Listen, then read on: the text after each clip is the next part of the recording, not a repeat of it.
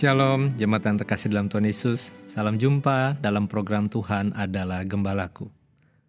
Saudara, kalau kita mengibaratkan hidup kita yang adalah perjalanan seperti di dalam sebuah perahu. Perahu seperti apa yang kita bayangkan?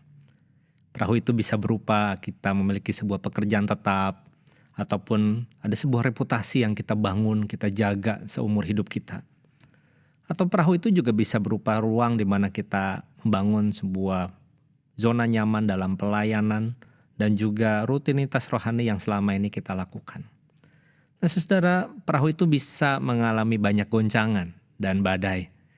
Nah, masalahnya seringkali kalau kita mengharapkan ada mujizat terjadi dalam hidup kita, itu tidak terjadi dalam kondisi yang aman dan tentram. Seringkali justru ada pada waktu kita mengalami banyak goncangan dan badai dari kehidupan ini. Sudah dalam pembacaan Matius 14 ayat 22 sampai 33, ada seorang penulis bernama John Ortberg di dalam bukunya mengatakan demikian. Kalau kita mau bisa berjalan di atas air, maka kita harus keluar dari perahu tersebut. Kalau kita ingin mengalami kuasa Tuhan, maka kita harus berani meninggalkan keluar dari segala zona kenyamanan yang palsu. Disinilah kita akan membaca kisah tentang Yesus yang tidak hanya berjalan di atas air, tapi dia mengundang Petrus keluar dari perahu. Dan kita mau membacanya bersama-sama. Sesudah itu Yesus segera memerintahkan murid-muridnya naik ke perahu dan mendahuluinya ke seberang. Sementara itu ia menyuruh orang banyak pulang. Dan setelah orang banyak itu disuruhnya pulang, Yesus naik ke atas bukit untuk berdoa seorang diri. Ketika hari sudah malam, ia sendirian di situ. Perahu murid-muridnya sudah beberapa mil jauhnya dari pantai dan diombang-ambingkan gelombang karena angin sakal. Kira-kira jam 3 malam datanglah Yesus kepada mereka berjalan di atas air. Ketika murid-muridnya melihat dia berjalan di atas air, mereka terkejut dan berseru, "Itu hantu!" Lalu berteriak-teriak karena takut. Tetapi segera Yesus berkata kepada mereka, "Tenanglah, aku ini, jangan takut." Lalu Petrus berseru dan menjawab dia, "Tuhan, apabila engkau itu, suruhlah aku datang kepadamu, berjalan di atas air." Kata Yesus, "Datanglah." Maka Petrus turun dari perahu dan berjalan di atas air mendapatkan Yesus. Tetapi ketika dirasanya tiupan angin, takutlah ia dan mulai tenggelam lalu berteriak, "Tuhan, tolonglah aku." Segera Yesus mengulurkan tangannya memegang dia dan berkata, "Hai orang yang kurang percaya, mengapa engkau bimbang?" Lalu mereka naik ke perahu, dan angin pun redalah, dan orang-orang yang ada di perahu menyembah dia katanya, "Sesungguhnya engkau anak Allah." Saudara, bagaimana kita boleh memiliki sebuah hidup yang bertahan di dalam badai dan juga pencobaan? Seperti di dalam ilustrasi tadi, kita memiliki hidup seperti ada di dalam sebuah perahu yang mengarungi berbagai kondisi air, laut, dan samudra. Saudara, Yesus dikisahkan tentang bagaimana ia menyuruh murid-muridnya naik ke atas perahu. Saudara, menariknya, badai itu terjadi bukan karena ketidaktaatan, justru badai itu terjadi ketika kita sedang taat. Murid-muridnya mendengar perkataan Yesus, mereka naik ke atas perahu. Tapi perahu itu pada malam itu dihantam oleh ombak, angin sakal, dan mereka sudah berjuang sepanjang malam. Dan seringkali waktu kita berpikir kalau Tuhan menyertai hidup kita, pasti hidup kita itu terasa aman, damai, dan tenang. Saudara, kehadiran Tuhan bukan berarti tidak ada badai dalam hidup ini.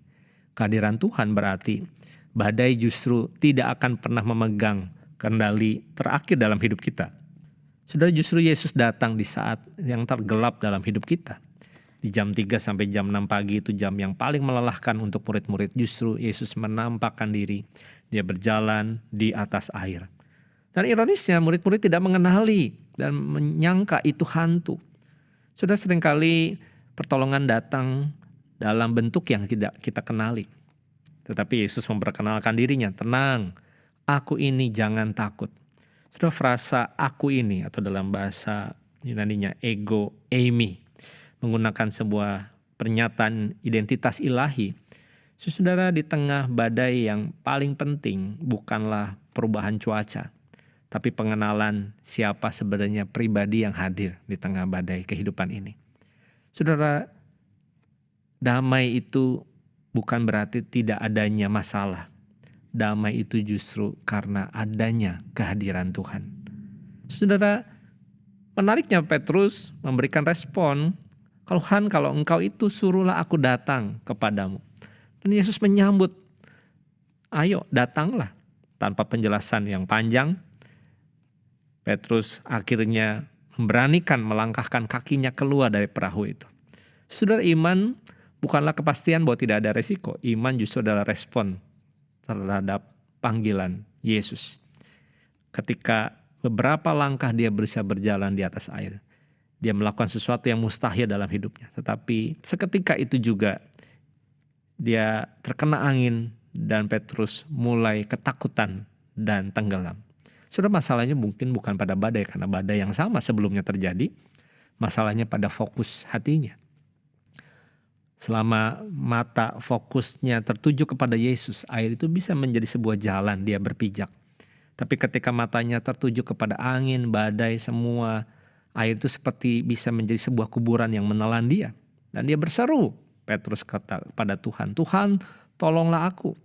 Dan Yesus mengulurkan tangannya. Sudah perhatikan, Yesus tidak menunggu Petrus sedang membuktikan dirinya.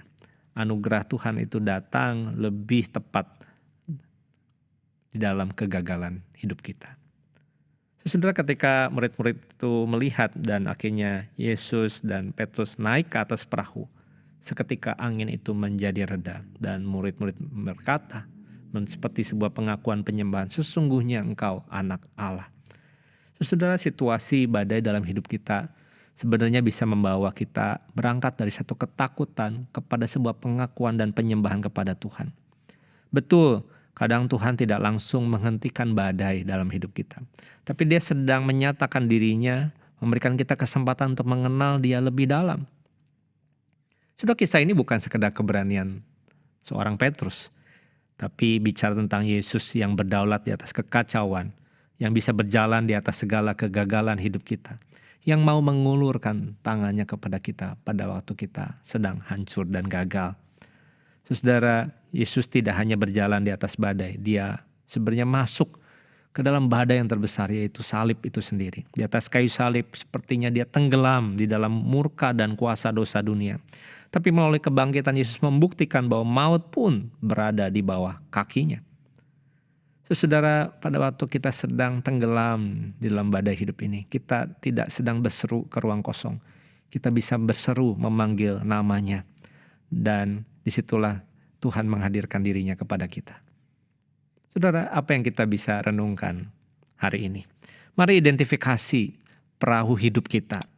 Apa yang membuat kita seringkali merasa aman, tetapi sebenarnya menahan diri kita untuk taat kepada Tuhan. Adakah ketakutan untuk gagal? Apakah ada kekhawatiran kita dinilai orang lain berbeda? Atau ada trauma di masa lalu kita? Sudah, perahu itu memang seperti bisa memberi rasa aman, pekerjaan, pelayanan, relasi kita. Tapi pertumbuhan tidak terjadi kalau kita tidak datang kepada Tuhan. Mari kita belajar fokus kepada Tuhan Yesus, bukan kepada badai hidup ini. Badai itu akan selalu datang. Mungkin di tahun ini ketidakpastian ekonomi, konflik, tekanan. Tetapi pada akhirnya iman percaya itu memilih fokus kepada Tuhan di tengah realita yang mungkin terjadi. Dan mari kita jangan takut pada waktu kita melangkah. Petrus mungkin tenggelam, tapi ia adalah satu-satunya yang dicatat yang pernah berjalan di atas air di dalam Injil. Sudah, lebih baik kita bisa seperti Petrus mengalami ketakutan dan tenggelam pada waktu dia sudah bisa berjalan dan mendekati Tuhan Yesus, daripada kondisi kita selamanya hanya duduk melihat di atas perahu yang nyaman. Sini adalah undangan yang sama kepada kita hari ini untuk mari datanglah keluar dari ketakutan kita, keluar dari segala bentuk kompromi dan zona nyaman. Langkah pertama mungkin terlihat mustahil. Tapi iman percaya itu bukan bicara tentang seberapa kuat langkah kita. Iman percaya kita adalah bergantung kepada kesetiaan Tuhan yang memanggil kita dan tidak pernah melepaskan genggamannya dalam hidup kita. Mari kita berdoa. Tuhan Yesus, terima kasih. Kisah ini terus mengingatkan kami di dalam kehidupan yang kami terus jalani.